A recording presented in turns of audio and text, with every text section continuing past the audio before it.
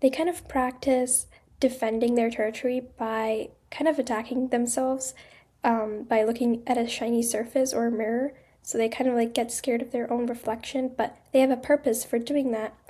And it's kind of driven by their hormones. But when these birds have a hormonal imbalance, they keep doing that, which kind of resulted in this one bird keeping up this behavior for 6 long months. I find that absolutely.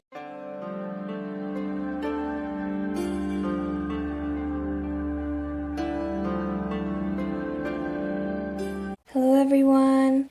Good morning. I hope you're doing well today, and I hope your day is going great. If not, that is totally fine. Welcome to the Early Bird Weekly Podcast, where we talk about birds. I'm Ritiksha Satish Kumar, and in today's episode, we are going to be talking about the cardinal. We will look into some interesting facts about the cardinal and sometimes go off track with what's happening outside my window. There was a terrible snowstorm today, and as I look outside, I see cars buried in the snow and frosted trees, and it's a really beautiful view, but the storm was pretty brutal. One good thing that came out of it was that school was canceled for 2 days, and I am very excited to go back to school tomorrow. So yeah, today we're going to be looking at very interesting facts about the cardinal, and we're going to be looking at their habitat, their appearance, their geography, their nesting and mating behavior. We're also going to listen to the bird call.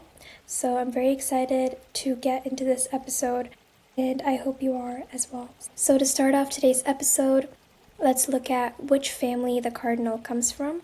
So the cardinal belongs to the family of Cardinalidae, and this family consists of New World endemic passerine birds, such as the rose-breasted grosbeak, the scarlet tanager, the painted bunting, the western tanager, etc. So this family mostly consists of grosbeaks, buntings, and cardinals. So that was the family name of the cardinal, but the species name of the cardinal is Cardinalis cardinalis. So I did some research on how this name was derived and what this name means.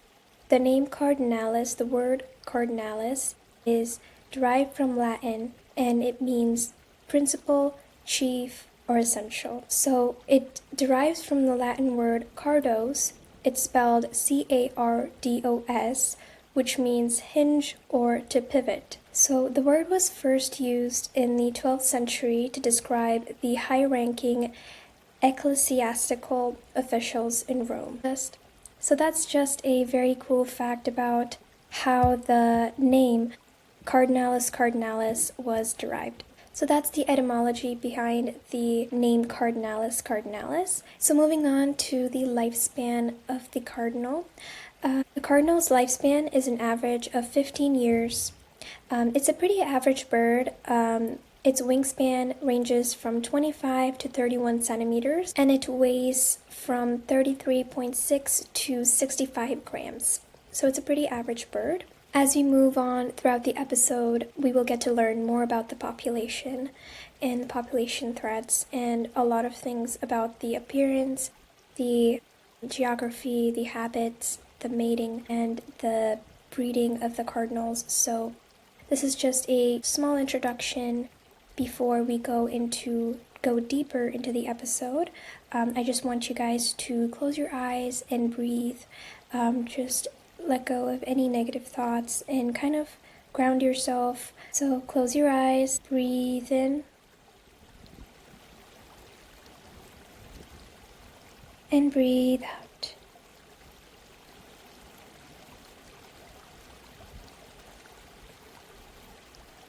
Breathe in slowly.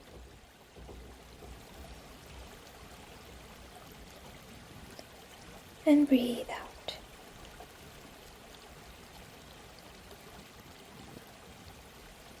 Last time here. Breathe in. And breathe out. You can keep your eyes closed and open them whenever you're ready. Thank you so much for doing that with me. I hope you feel relaxed and grounded, and now I hope you're ready to go deeper into the episode about cardinals. The northern cardinal, or Cardinalis cardinalis, is a very popular songbird in the genus Cardinalis, found in North and Central America. 7 eastern states have it as their official state bird. So we can see how popular the cardinal is. The northern cardinal was once prized as a pet, but its sale as a cage bird was banned in the United States by the Migratory Bird Treaty Act of 19. It belongs to the Red Animals collection, which also includes animals like the scarlet kingsnake, the scarlet ibis, and the scarlet tanager. I just found that to be very cool. Another fact about the cardinal is that it is a zoochory bird, which means it disperses seeds. That's the term used for animals and birds that help in the process of dispersing seeds, which is a very good thing for the environment. Now moving on to the appearance.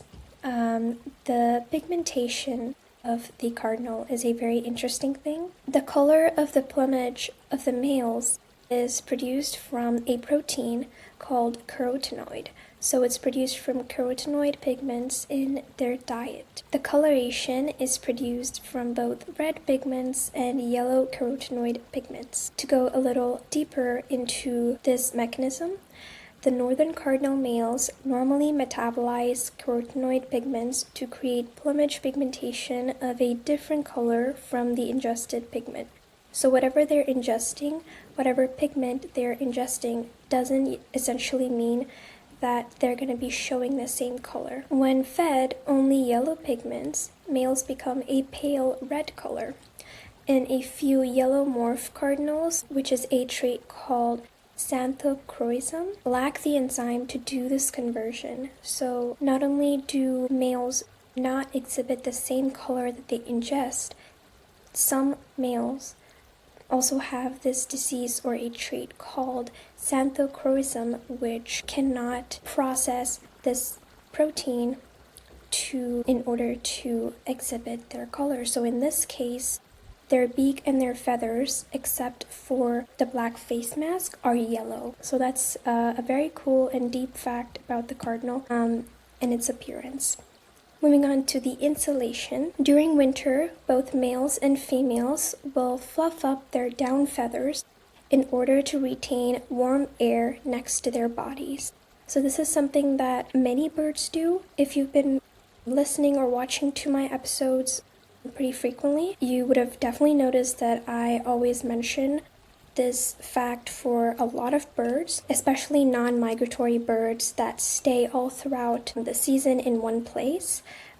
It's very important for them to adapt to the winter, and in order to do that, many birds fluff up their feathers for insulation. So now moving on to the appearance of both the male and the female. The adult male is a brilliant crimson red color with a black face mask over the eyes, extending to the upper chest.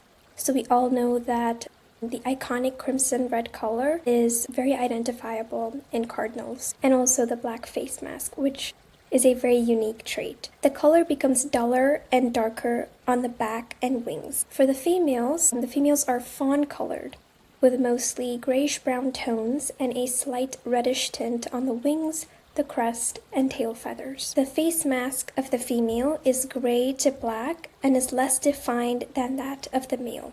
So it's just less defined than the male, but they still have the face mask. A few similarities that both sexes possess are the prominent raised crests and the bright coral-colored beaks. So the beak is very conical. The beak is cone-shaped and strong. I personally think that the beaks of cardinals are very cute looking. I also added information about the appearance of juvenile birds. Both male and female show coloring similar to the adult female until the fall, when they molt and grow adult feathers. So until autumn or fall, these juvenile birds kind of look the same as adults, But then when they start to molt, which means when they shed their older feathers or baby feathers and grow newer adult feathers, they look a bit different. So after molting, they are brown. They're brown about and red-brown below. So their feathers look brown on the about, but underneath they have red-brown feathers, and they also have brick-colored crests, forehead, wings, and tail. The legs and feet of juveniles are dark pink-brown, and the iris of the eye is brown. So these are very specific appearances, but we just have to know that the male, female, and the juvenile have slightly different appearances, but mostly they look the same. Now let's look at some geography facts. The northern cardinals are common throughout Central and Eastern North America, and south from Florida and Mexico down to Belize and Guatemala. They don't migrate and live year-round in woodland edges, streamside thickets, wetlands, shrublands, gardens, and vegetation near houses in suburban and urban areas. So we can see that these cardinals are non-migratory, which makes it even more important for these birds to have adaptations for the winter. Now moving on to some habits and lifestyle of the northern cardinal. The northern cardinals are active during the day, especially in the morning and evening.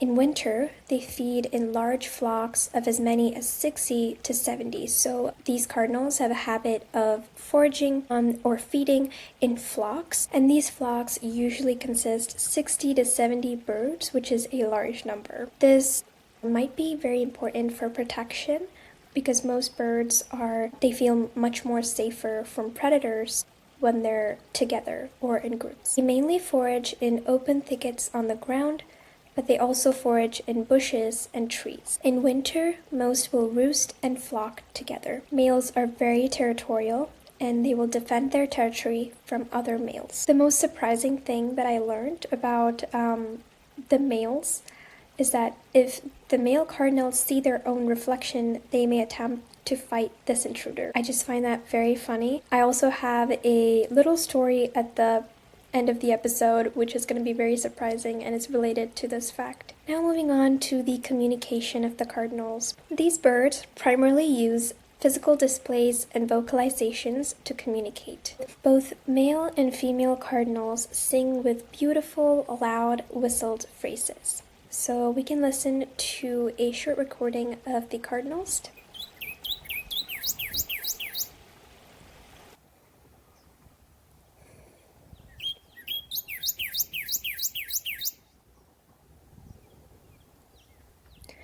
I hope you enjoyed listening to that recording. So these birds sing for courtship and in order to defend territories. Another fact is that their contact call or their alarm call that birds usually use to alert other birds of predators or to contact birds, their call kind of sounds like the word chips, which I find very interesting. They also use many visual displays for signaling alarms, including tail flicks and lifting and lowering their crest. So these are some body languages and actual sounds that are used by cardinals to communicate. I also came across the group names or the collective nouns for these cardinals. So whenever cardinals are in flocks or if they're found in groups, they can be called a college of cardinals, a deck, a radiance, a conclave, or a Vatican. My favorite is college. If I see a group of cardinals, I'm going to be like, look, there's a college of cardinals, which kind of sounds very sophisticated. And at the same time, I don't see the reason why cardinals have to be called. Anyways, moving on to the diet and nutrition of these cardinals. The northern cardinals are herbivorous. Specifically, they're granivores, which means they eat seeds. They eat the seeds of grasses and corn, fruit like grapes and berries, buds, sunflower seeds, and insects. Sometimes they will also drink maple sap out of sapsucker holes. We also know another bird that loves maple syrup. If you go to season 2, you can listen to the episode about Shima and Nagas, which are considered the cutest bird in Japan, and they have a fascination for sapsicles, which means sap, tree sap, that kind of freezes into icicles, which is, I find that very cool. If you want to check that out, please go ahead. But let's come back to our cardinal here and let's learn about their courtship behavior. The courtship behavior of these cardinals are actually very interesting. Each bird has different courtship behaviors, different ways that mates interact with each other, and different ways that males attract females, and vice versa. So in the case of northern cardinals, they are serially monogamous, which means pairs remain together for only one breeding season, and then they switch pairs. This contrasts with monogamy, which means pairs stay together forever. So this includes examples like ducks, swans, etc. So during the season, males and females engage in courtship displays, swaying from side to side with necks outstretched and crests erect while singing softly. So I find that to be a very loving gesture, and I also want to point out that these cardinals love to sing.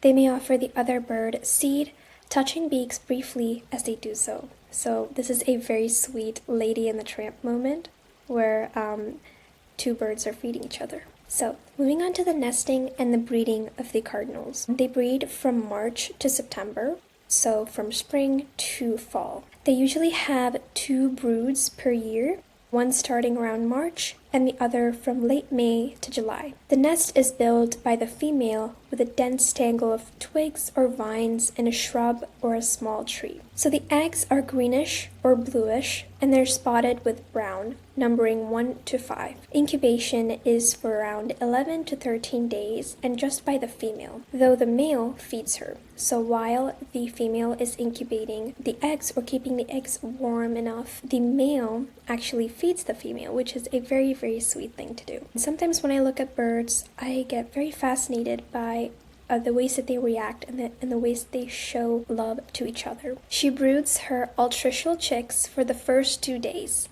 both parents feeding them. So altricial chicks are chicks that are dependent on parent care. This contrasts with precocial chicks, which they're kind of independent from the moment they're born. Chicks start to fledge when they're about 7 to 13 days old and are fed for about a month after leaving the nest. So even after leaving the nest, they are still dependent on the parents for about a month. Then they join a flock of juveniles. They are reproductively mature when they are 1 year old. So those are some facts about the mating and the courtship of the cardinals. Now let's move on to the population. Over the past 200 years, this species has increased in geographic range and number, which is a very good thing.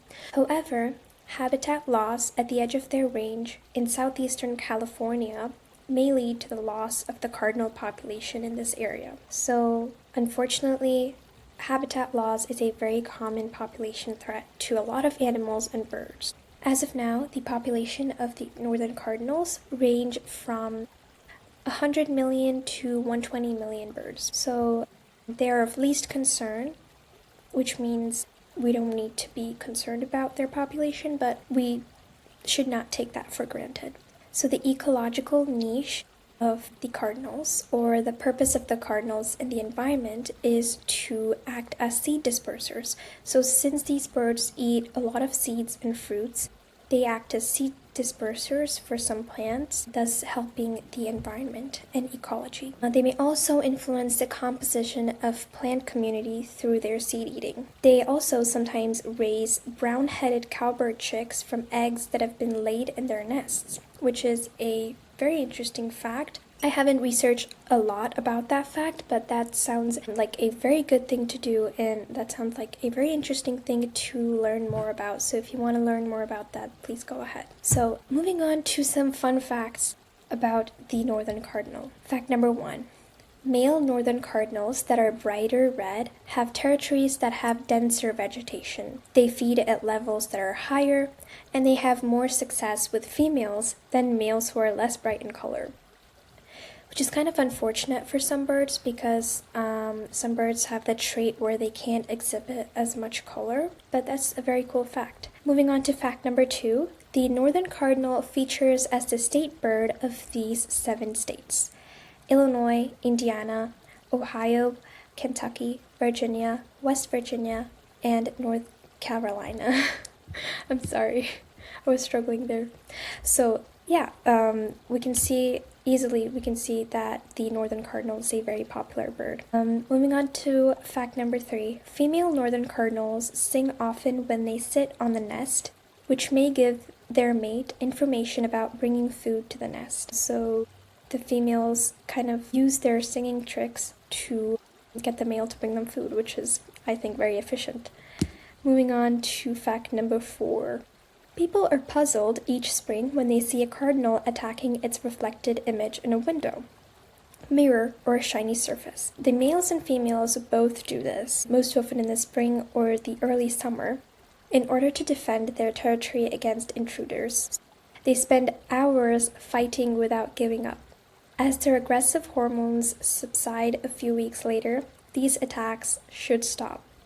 One bird, however, kept up this behavior for 6 months. So they kind of practice defending their territory by kind of attacking themselves by looking at a shiny surface or a mirror. So they kind of like get scared of their own reflection, but they have a purpose for doing that. And it's kind of driven by their hormones. But when these birds have a hormonal imbalance, they keep doing that, which kind of resulted in this one bird keeping up this behavior for 6 long months. I find that absolutely hilarious. Just imagine fighting your reflection for 6 months. So yeah, that brings us to the end of this early bird episode, and I hope you enjoyed learning about the cardinal. I really enjoyed researching about it and learning so many surprising facts about this red bird, this iconic red bird. I really hope you took something from this episode, and I hope this entertained you. Tune into my episode next week when we will be chatting about another cool bird. And don't forget to follow this podcast on social media. If you'd like to message me on Instagram, the username is early_bird_weekly_podcast. Or if you'd like to send me an email, you can send it to earlybirdweeklypodcast@gmail.com. Feel free to ask any questions or give feedback. I'm open to any suggestions for future episodes as well. If you like this episode, you can share this to your family and friends. That is always really helpful. Or feel free to leave a review on Apple Podcasts or a rating on Spotify. If you don't want to do any of those things, just keep listening. I'm very happy to have you here. Thanks again for listening. See you in the next episode. Goodbye.